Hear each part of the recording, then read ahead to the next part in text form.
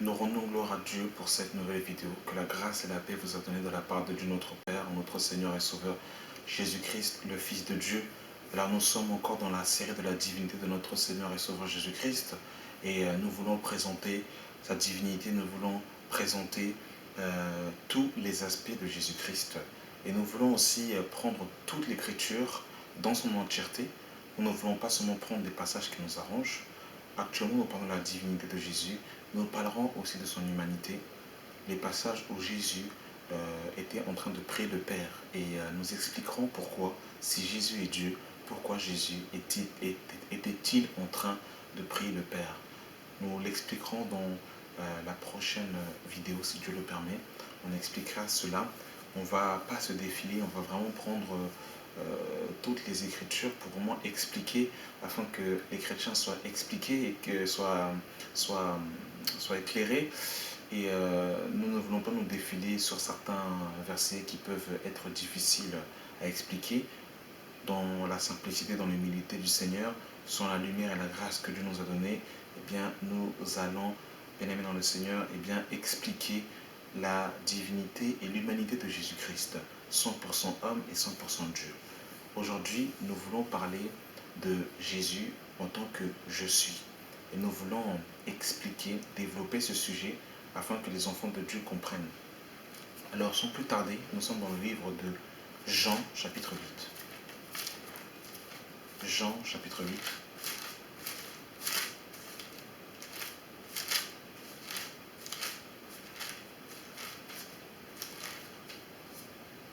À partir du verset 56. Abraham, votre père, a tressailli de joie à la pensée de voir mon jour. Il l'a vu et il s'est réjoui. Les Juifs lui dirent, tu n'as pas encore 50 ans et tu as vu Abraham. Jésus lui dit, en vérité, je vous le dis, avant qu'Abraham fût, je suis. Là-dessus, ils prirent des pierres pour les jeter contre lui. Mais Jésus se cacha et il sortit du temple, passant au milieu d'eux, et ainsi il s'en alla. Alors lorsque nous parlons de la double nature de Jésus-Christ, 100% homme et 100% Dieu, ici, ce passage est un passage qui nous montre justement le paradoxe. C'est que Jésus dans la chair n'est pas plus grand qu'Abraham. Les Juifs étaient offusqués, ils étaient étonnés. Ils ont dit, mais tu n'as pas encore 50 ans et tu dis que tu as vu Abraham. Donc dans la chair, Jésus n'était pas plus grand qu'Abraham. Mais en vérité, dans l'esprit, Jésus est plus grand qu'Abraham. Et dans la chair, Jean le Baptiste est plus grand que Jésus de 6 mois. Mais dans l'esprit, Jésus est plus grand que Jean le Baptiste. Jean le Baptiste dira lui-même qu'il m'a précédé. Dans la chair, Marie a porté Jésus dans son sein. Mais dans l'esprit, Marie n'est pas la mère de Jésus. Donc, il est important de comprendre et de faire justement cette distinction dans la double nature de Jésus-Christ pour bien comprendre l'Écriture.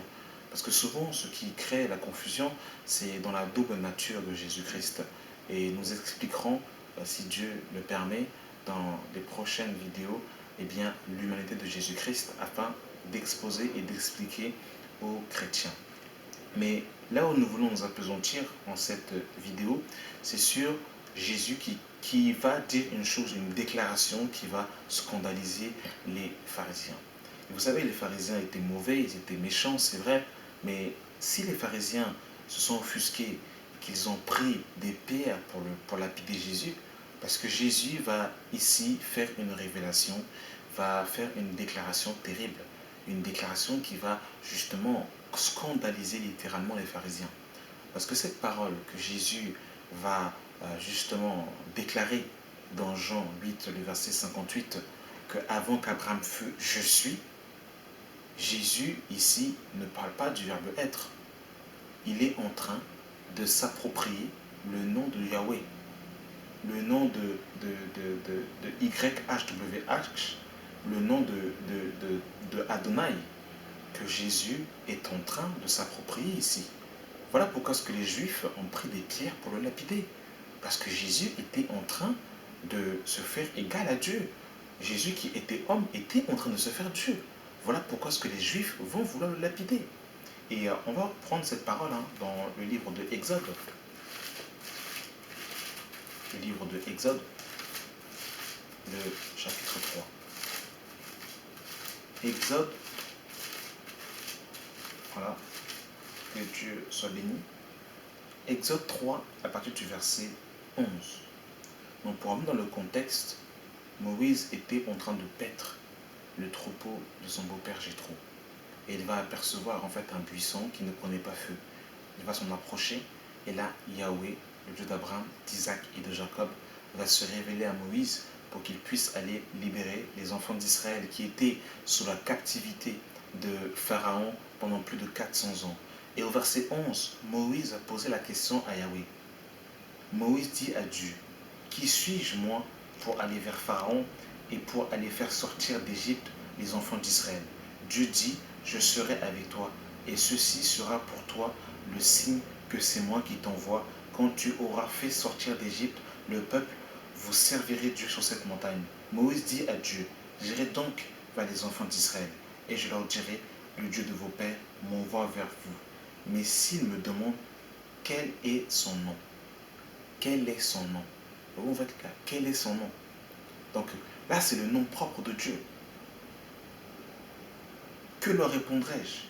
Dieu dit à Moïse, je suis celui qui est. Je suis celui qui est. Ou encore dans d'autres versants, tu leur diras, je suis m'a envoyé vers vous. Donc, Moïse dit, s'il me demande quel est ton nom,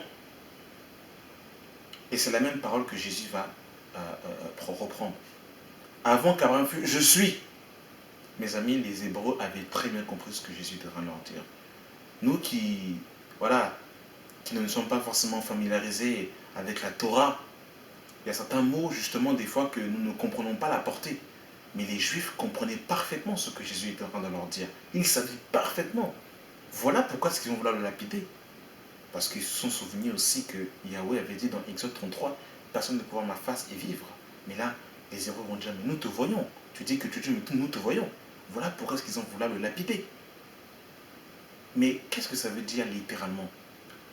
Je suis celui qui est. Je suis. Qu'est-ce que ça veut dire? Ça veut dire quoi, je suis? Nous sommes dans le livre de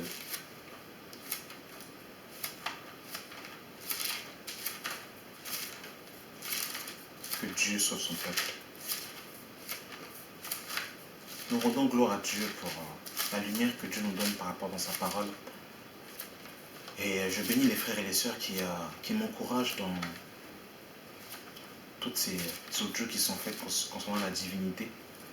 Ce sont des sujets voilà, qui sont dans ce temps où nous vivons.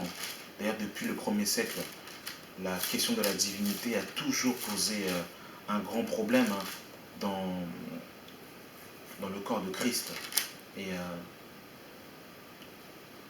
c'est pour ça justement que nous avons besoin de vos prières, de vos encouragements pour tout ce travail qui est fait. Dans Malachie chapitre 3, le verset 6, Yahweh va dire, je suis Yahweh, je ne change pas. Je suis Yahweh, je ne change pas. En fait, lorsque Dieu dit, je suis celui qui est, je suis, ça nous parle de celui qui est hors du temps. Ça nous parle de celui qui n'a pas de commencement, qui n'a pas de fin, qui ne change pas, qui est éternel.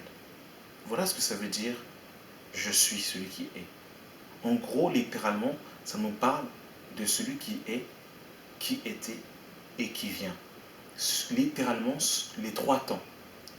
Mais les trois temps, c'est encore pour... C'est un mot pour que nous, en tant qu'hommes, qui sommes limités et qui sommes soumis au temps, pouvons percevoir l'immense grandeur de notre Dieu. Parce que quand il dit je suis le même hier, aujourd'hui et éternellement, bah là on parle du temps. Mais en vérité, Dieu n'est pas dans le temps. C'est pour nous faire comprendre à quel point Dieu est illimité. Et cette parole de Malachie chapitre 3, le verset 6, où on nous dit je suis l'Éternel, je ne change pas. Cette même parole va être à nouveau, être appropriée à Yeshua. Nous sommes dans le livre de Hébreux, chapitre 13, le verset 8. Il est écrit, Jésus-Christ est le même hier, aujourd'hui et éternellement.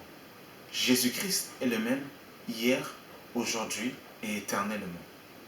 Et les Juifs savaient que le Christ demeure éternellement. Nous sommes dans Michée.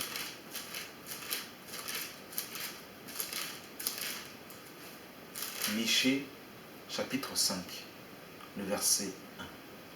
Et toi, Bethléem Ephrata, petite d'entre les milliers de Juda, de toi sortira pour moi celui qui dominera sur Israël, et dont les issues sont dès les temps anciens, dès les jours de l'éternité.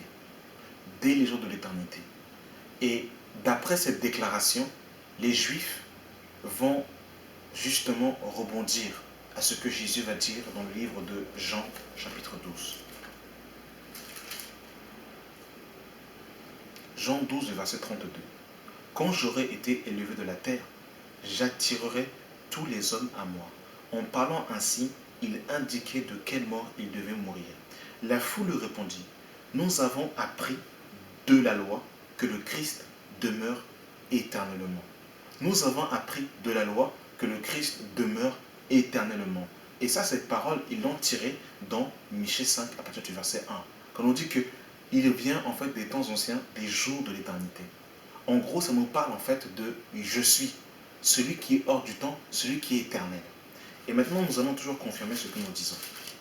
Nous sommes dans le livre de Ésaïe. Ésaïe chapitre 45. Ésaïe 44, autant pour moi, le verset 6. Il est écrit « Ainsi parle Yahweh, roi d'Israël et son Rédempteur. Yahweh des armées, je suis le premier et je suis le dernier, et hors moi, il n'y a point de Dieu. Je suis le premier et je suis le dernier, et hors moi, il n'y a point de Dieu. » Regardez la déclaration que Jésus-Christ, bien-aimé dans le Seigneur, va dire. Nous sommes dans le livre de Apocalypse, chapitre 1. Le verset 7. Voici, il vient avec les nuées, et tout œil le verra, et ceux qui l'ont percé. Donc là, ceux qui l'ont percé, on parle de Yeshua. Et toutes les tribus de la terre se lamenteront à cause de lui. Oui, amen. Je suis l'alpha et l'oméga, le commencement et la fin, dit le Seigneur Dieu, celui qui est, qui était et qui vient, le Tout-Puissant. Donc là, bien aimé dans le Seigneur, nous avons véritablement, en fait, ce sont des synonymes. C'est la même chose que je suis celui qui est, c'est la même chose que je suis. L'alpha, c'est la première lettre de l'alphabet en fait, en grec, alpha et oméga, première et dernière lettre. Je suis l'alpha et l'oméga, le commencement et la fin, celui qui est, qui était et qui vient, le Tout-Puissant. Donc littéralement ici, ça nous parle de je suis. Et pour ceux qui doutent que ici, c'est bien Jésus-Christ de Nazareth, nous sommes dans Apocalypse chapitre 1, le verset 17. Donc quand Jean va être ravi en esprit sur l'île de Patmos et qui va entendre une voix comme le bruit des grands eaux et qui va tomber comme mort, au verset 17, il est écrit « Quand je le vis, donc en parlant de Jésus, je tombai à ses pieds comme mort.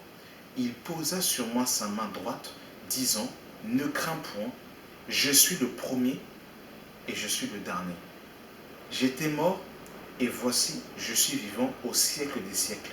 Je tiens les clés de la mort et du séjour des morts. » Vous avez bien dit, bien aimé dans le Seigneur, que c'est Jésus ici qui parle clairement. Il dit « Je suis le premier et je suis le dernier. » Et là, dans Ésaïe 44, verset 6, Yahweh nous dit bien « Je suis le premier et je suis le dernier, et hors moi, il n'y a point de Dieu. » Et c'est ce que nous disons. Il y a un seul Dieu. Et c'est Dieu qui se révèle. C'est de lui, par lui et pour lui que sont toutes choses. C'est lui. Il est l'auteur, par lui, il est le moyen et pour lui, à lui revient toute la gloire. C'est de lui, par lui et pour lui que sont toutes choses. Tout est fait par Dieu. Voilà ce que nous disons. Voyez-vous, bien aimé dans le Seigneur, Yahweh dans Ésaïe 44, à partir du verset 6, il dit « Or, moi, il n'y a point de Dieu. » Mais si Jésus-Christ dit ici qu'il est l'alpha et l'oméga, et que c'est la deuxième personne de la Trinité, mais il y a deux dieux. Soyons honnêtes, 2 secondes, bien-aimés dans le Seigneur. Soyons honnêtes. Voilà, nous sommes dans le livre de Ésaïe, chapitre 48, le verset 12. Écoute-moi, Jacob, et toi, Israël, que j'ai appelé. C'est moi qui suis le premier, c'est aussi moi qui est le dernier. Ma main a fondé la terre et ma droite a étendu les cieux. C'est moi, c'est aussi moi qui suis le premier et moi qui suis le dernier. Bien-aimés dans le Seigneur, regardez ce que la parole de Dieu nous dit. Nous sommes dans Apocalypse, chapitre 22, le verset 12. Jésus dit, voici, je viens bientôt. Qui est-ce que nous attendons si ce n'est pas Jésus? Qui est-ce qui revient au milieu de nous? C'est Jésus de Nazareth. Voici, je viens bientôt et ma rétribution est avec moi pour rendre à chacun selon ses œuvres. Et je vais juste faire un parallèle avec la déclaration que Jésus a dit, parce que Yahweh avait dit la même chose dans le livre de Jérémie. Regardez. Merci Saint-Esprit pour ta parole. Oh Yahweh, béni soit ton Saint-Nom. Dans Jérémie chapitre 17, le verset 9. Le cœur est tortueux par-dessus tout, et il est méchant. Qui peut le connaître? Moi, l'Éternel, j'éprouve le cœur, et je sens les reins, pour rendre à chacun selon ses voies, selon le fruit de ses œuvres. Voilà, Yahweh dit que moi, Yahweh, j'éprouve le cœur, je sens les reins, pour rendre à chacun selon ses œuvres. Et ici, dans Apocalypse chapitre 22, à partir du verset 12, il est écrit, voici, je viens bientôt, et ma rétribution est avec moi pour rendre à chacun selon ses œuvres. Je suis l'alpha et l'oméga, le premier et le dernier, le commencement et la fin. Bien-aimés dans le Seigneur, vraiment, si nous sommes dans la simplicité, si nous sommes honnêtes, si nous aimons la vérité, sans contester, on va tout simplement dire oui et amen. Vous savez, quand on donne un verset pour contredire un autre verset, c'est qu'on n'est pas d'accord avec ce qui est dit. Si on a un cœur d'enfant, on est simple, et qu'on dit oui et amen, par rapport à ce que j'ai dit, pas parce que c'est moi qui l'ai dit, mais parce que c'est la parole, on va dire oui et amen. Mais lorsqu'on donne en fait des contre-versets pour contredire, c'est parce qu'on n'est pas d'accord avec ce qui a été dit. La parole ne se contredit pas. La parole s'explique par la parole. Et c'est ça, bien-aimés dans le Seigneur, que nous voulons justement faire. Et nous voulons expliquer la parole par la parole. Nous ne refusons aucun verset. Vous savez, nous ne refusons aucun verset. Nous acceptons tous les versets de l'Écriture.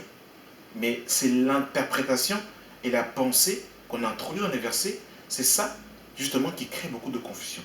Mais dans les versets que nous voulons de citer, bien-aimés dans le Seigneur, nous ne sommes pas allés au-delà de ce qui est écrit.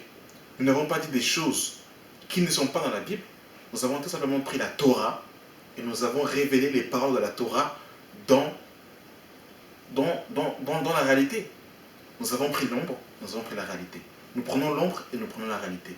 C'est ce que nous faisons dans toutes ces vidéos, justement, afin justement que notre foi repose sur le fondement des apôtres et des prophètes, Jésus-Christ étant lui-même la pierre angulaire.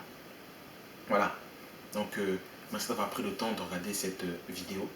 Nous ferons une prochaine vidéo où nous expliquerons si Jésus est Dieu, pourquoi priait-il le Père? Merci d'avoir pris le temps de regarder cette vidéo. Que la grâce et la paix soient votre partage au nom de Jésus. Amen.